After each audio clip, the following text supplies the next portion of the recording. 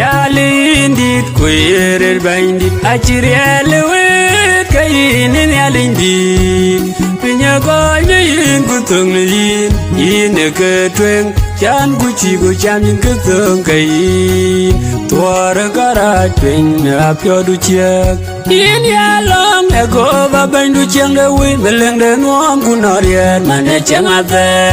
yin ke kudi lueng de wiche yalinda tip ka koy gamatek lo yudu banya apyo ye koba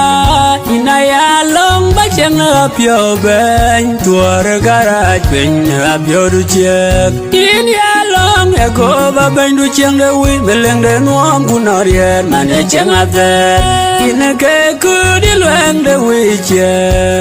yin galang yin yaling de pan ya yin man ye ping na long de ko yi chol yin man ye kon de ko ye niu ben ya le ya wa kwa nyen tuar garaj ping na pyo du chiek yin ya long e go ba ben du chiang de wi meleng de nuam kunarien man ye chang aver yin ke kudi lueng de wiche rien ne pin no me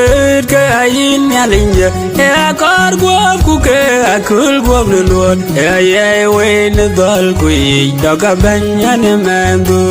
tuare garaj penya pyo du chiek yin ya long e go ba ben du chiang de wi meleng de nuam kunarien man ye chang aver yin ke kudi lueng de wiche